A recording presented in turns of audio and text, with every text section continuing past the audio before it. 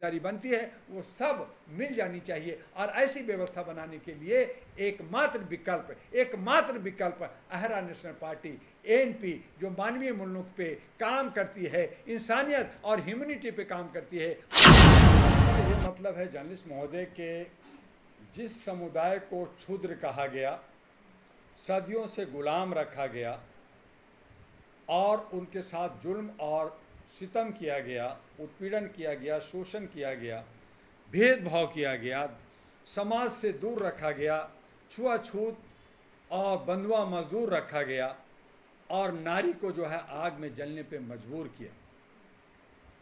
जब देखा कि ये लोग पढ़ने लिखने लगे हैं, जब देखा कि अंबेडकर के संविधान को मानने लगे हैं, जब देखा कि ये गौतम बुद्ध के शरण में जाकर के नमो बुद्धाय करने लगे हैं और ज्ञान अर्जित करने लगे हैं, तो भटकाने के लिए इन तमाम समुदाय को जो अति पिछड़ा हैं, ओबीसी हैं, दलित हैं, शोषित हैं और मूल निवासी, इनको कहा कि इनको एक जगह जमा कर दो ताकि इसमें से कुछ तो नहीं आएंगे, लेकिन अगर 2-4-10% भी आ जाएंगे तो हम अपने उद्देश्यों में सार्थक हो जाएंगे, हम उसको जो है फ़ायदा पहुंचा देंगे। और वोट बैंक के लिए इनके बीच में कहा कि तुम सब हिंदू हो। अब लोगों को समझ में नहीं आ रहा कि हिंदू के मतलब होता है मानसिक गुलाम।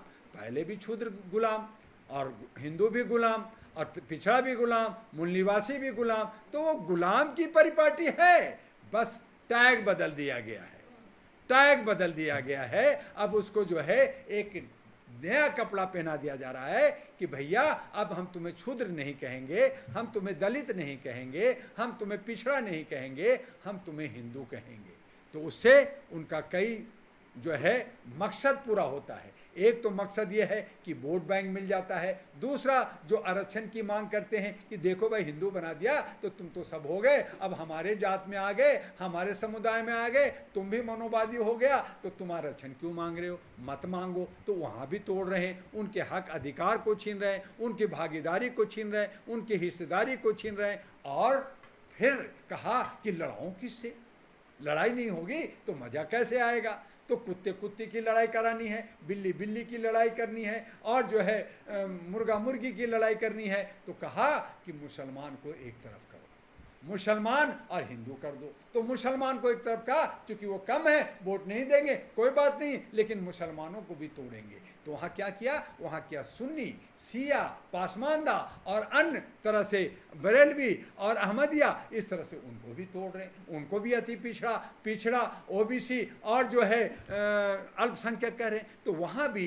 कई टुकड़े कर करके और कुछ टुकड़े अपने हिस्से में रख करके, जैसे एक जो है बंदर ने दो बिल्ली की लड़ाई, दो बिल्ली कौन, एक बिल्ली मुसलमान और एक बिल्ली हिंदू। तो हिंदू में बहुत सारे समुदाय जिसमें 6737 जातियां हैं और मुसलमान में भी कई समुदाय। तो अब कहा कि भैया रोटी बांटनी है, कैसे बांटूं, ये तो सामाजिक भागीदारी की बात कर रहा है, ये तो जातीय जनगणना की बात कर रहा है, ये अपना हक अधिकार मांग रहा है। तो इनको कहा बांट दो। बांटने के बाद कहा तौलता हूँ, तो उसमें से कुछ हिस्सा ले लिया, खा गए। तो नीचे चला कर नहीं जी ये आ रहा है, अब इसमें से टुकड़ा लूंगा, फिर इसमें से टुकड़ा लूंगा, दोनों तरफ से टुकड़ा ले लेकर करके अब बंदर जो है दोनों का हिस्सा खाते जा रहे हैं। और मुसलमान और ये हिंदू जो ये जो क्षुद्र हैं, ये जो सब पिछड़े हैं, ये बेवकूफ़ बन रहे हैं और मुसलमान बेवकूफ़ बन रहा है। और मज़ा कौन ले रहा है, बंदर ले रहा है। तो बंदर कौन, आरएसएस है,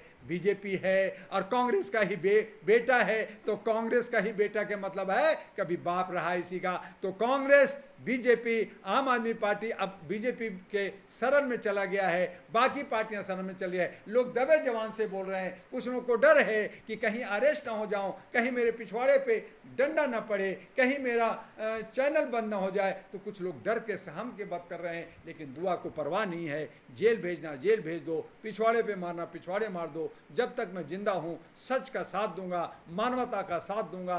मानवीय मूल्यों के लिए मैं लड़ता रहा हूँ 38 वर्षों से, और मानवीय मूल्यों के लिए ही अहरा National Party, All India Human Rights National Party NP को लाया है। ये जनता का है, जनता लोग आए, अपने को संभालें, लोकतंत्र को संभालें और जो है संविधान को संभालें, अलग अलग ना बटें। जब हिंदू और मुसलमान इन दोनों को समझना होगा कि तुम जो अगर हिंदू कहा जा रहा है तो फिर तुम्हें क्षुद्र भी माना जाता है, तुम्हें दलित और शोषित भी माना जाता है, फिर तुम्हें 85% का हिस्सा दे दे।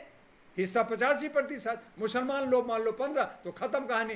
2% जो है अगर जो है मनोवादी हैं वो 2% की जगह 5% ले ले, तो बांटने ना 80%, 15%, 95 हो गया, 5 दे दो मनोवादियों को, बात खत्म हो जाता है, लड़ाई खत्म होता है। लेकिन नहीं, आज अब झारखंड में देखें तो 54% ओबीसी है, वहाँ पे आरक्षण जो है उनको कितना मिला है, 14% मिला हुआ है। जो 14% जनजातीय आदिवासी हैं उनको 24% मिला है। ठीक है, कुछ तो आदिवासियों को तो थोड़ा सा ज़्यादा दिया, लेकिन क्यों ओबीसी को नहीं दिया? क्यों नहीं आप 30 और कम से कम 30% दे दीजिए? ये 54 है तो उसकी आधा आप 27% दे दीजिए, तो नहीं दे रहे हैं। तो आप इस तरह से असमानता, और बहुत सारे गांव दूर दूर गाँव में जाए वो तो उनको किसी तरह का कोई आरक्षण नहीं मिलता।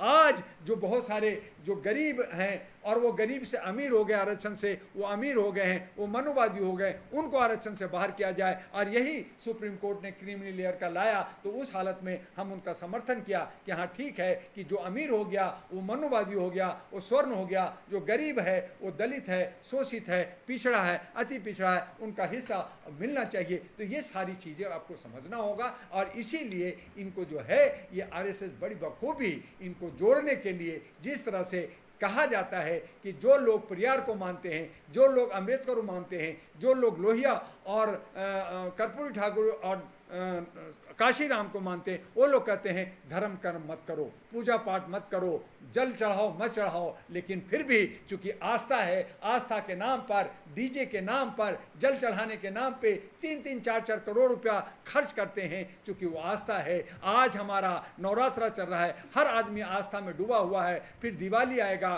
खूब पटाखा छोड़ेंगे, हर त्यौहार आएगा, ईद आएगा, बकरीद आएगा, मुहर्रम आएगा, हर त्यौहार आएगा, फिर क्रिश्चियन भी का भी जो है बड़ा दिन आएगा, और इसी तरह से सिखों का भी गुरु पर्व आएगा। लेकिन सब उसी में मस्त हैं, और फिर कहते हैं हम त्रस्त हैं। तो कहीं ना कहीं जनता हम धोखा खाते हैं, हमें समझना होगा और इनकी चालबाजी को समझना होगा, और अपने हक अधिकार के लिए जातीय जनगणना और जिसका हिस्सा, जिसकी जितने हिस्सा है, वो जिसकी जितनी भागीदारी बनती है वो सब मिल जानी चाहिए। और ऐसी व्यवस्था बनाने के लिए एकमात्र विकल्प अहरा नेशनल पार्टी एएनपी, जो मानवीय मूल्यों पे काम करती है, इंसानियत और ह्यूमैनिटी पे काम करती है, वो आगे आ गई है। और अब झारखंड में, दिल्ली में और बिहार में हम लोग जो असेंबली इलेक्शन लड़ने जा रहे हैं, पहली बार मातृत्व शक्ति दिल्ली के अंदर 70 की 70 महिलाओं की हम तलाश कर रहे हैं कि